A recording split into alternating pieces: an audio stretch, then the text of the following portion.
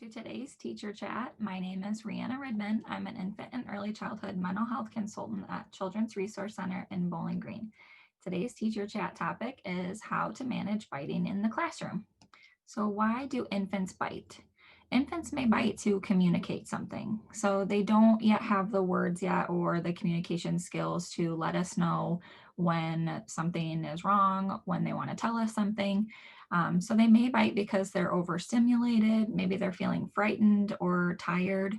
And older infants may bite because they're teething. So when their teeth are coming through their gums, it can be really painful. So they might be biting just to relieve some of that pain from the teething.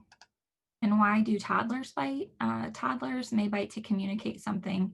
They lack the verbal communication skills and the self-regulation skills to tell us what it is that they want or need, or to regulate their big feelings.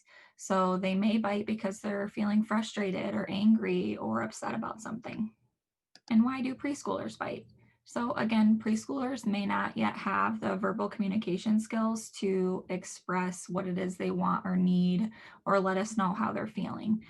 They may not have the problem solving skills yet to appropriately resolve conflict with peers. And preschoolers may not have the self regulation skills yet to calm themselves down if they are feeling upset or frustrated or mad or angry. So, how do I respond to infants biting? So, when infants bite, you can use a calm voice and just let them know biting hurts, no biting. You can redirect the infant by either offering them a different toy, or you can just pick them up and move them to a different area to play. And if the child bites another child, you want to comfort the child who was bitten. So make sure you go to the victim first and attend to any kind of injury, help them by comforting them, making them feel better. It can be really scary and upsetting to be bitten. So we want to make sure that they are okay and we want to help them to feel better. And then we can redirect them to a soothing activity. We can go back to the infant who did bite and help them by, help them by comforting them and calming them down. And then again, redirecting to another soothing activity. And how do I respond to toddlers biting? So, when a toddler bites, you can stand right in between the biter and the victim. And again, using a calm voice, say no biting, biting hurts. You want to address the injury. So make sure, again, go to the victim first, address the injury, make sure that they're okay, help comfort them, help them by maybe taking some deep breaths to feel better and calm down. And then you can redirect them to a soothing activity. And the same thing with the biter. So if the biter did bite because they're feeling frustrated or angry, we want to help them build those self-regulation skills by helping them to take deep breaths. And then again, redirecting them to a calming or soothing activity. And how do I respond to preschoolers biting? So again, you can stand right in between the biter and the victim. Let them know using a calm voice, stop biting or no biting, biting hurts. Again, address the injury and help the victim calm down. It can be really scary and sometimes it could make you feel sad or upset if someone bites you. So we want to help them express their feelings in a positive way. So help them build their own self-regulation skills. So helping them take deep breaths, redirecting them to a calming activity. Maybe it's listening to some soothing music, or maybe get a drink of water. And then after you have redirected both the victim and the biter, you've helped them both calm down and take those deep breaths. Then you can help them use their words to express their feelings. So they are still building their communication skills. So we can help them by modeling the words to you. So we can say, tell him, I don't like that when you bite me, or please don't bite me. So how can I prevent biting? So the first thing that you can do is just really supervise children closely and read their cues.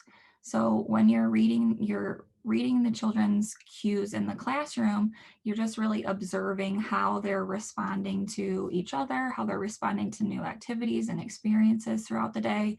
So just really pay attention to those subtle clues. So maybe, their body language or their facial expressions.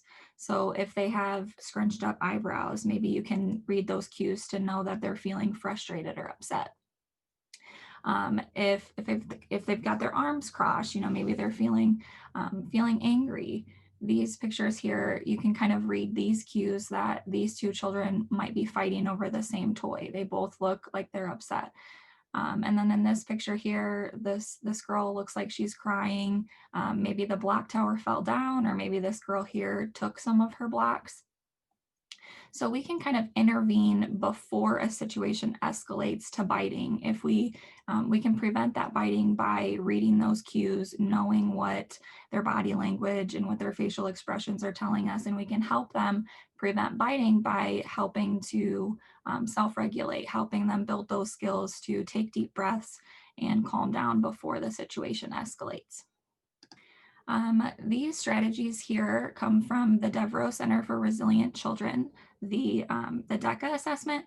And this first strategy is to use modeling. So you can help children learn new behaviors, either sharing or taking turns. If you're noticing that the biting is occurring because there could be a situation between peers in the classroom. You can help demonstrate the words and actions you want the children to use in the classroom.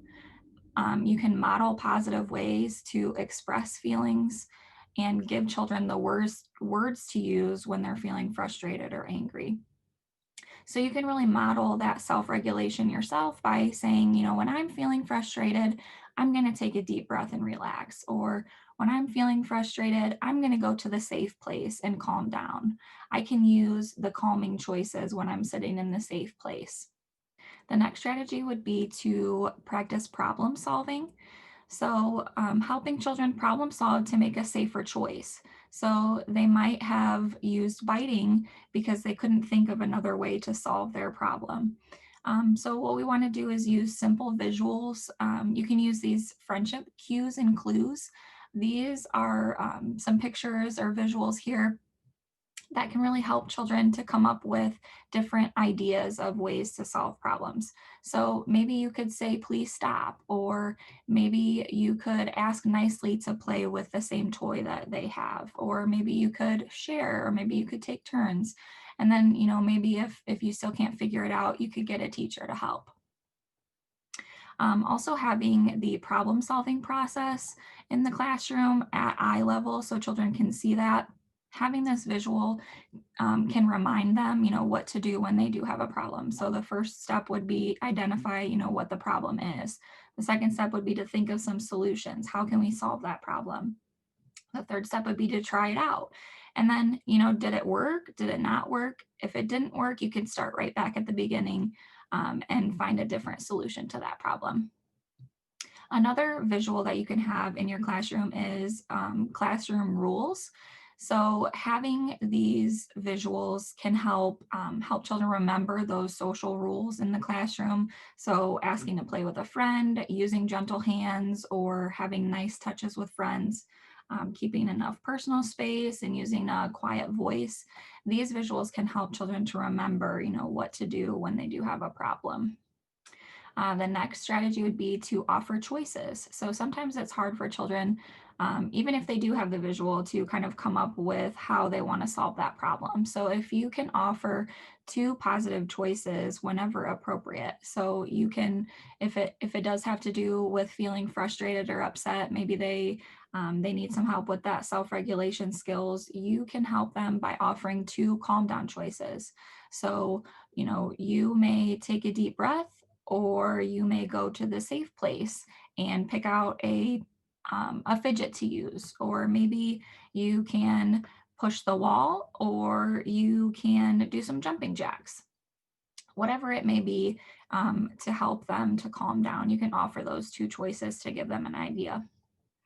And another thing that you could do is to provide appropriate options to bite or chew. So if you're noticing that children are frequently biting, Maybe they have something in their mouth all the time and they really want to bite or chew. You can help them by offering an appropriate option to bite or chew. So for those infants, maybe you can offer teething rings or teething toys.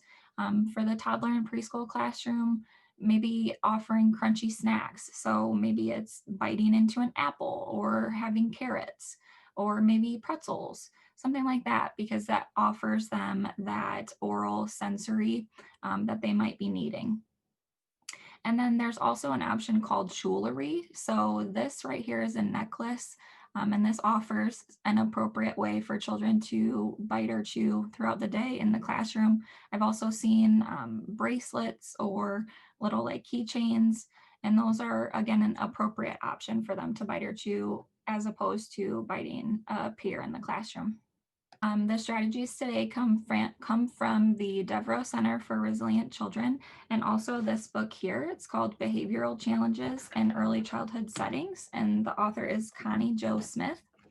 And if you're looking for more resources, you can check out our YouTube channel at Children's Resource Center, and you can also find us on Facebook at CRC Infant and Early Childhood Connection. Thank you.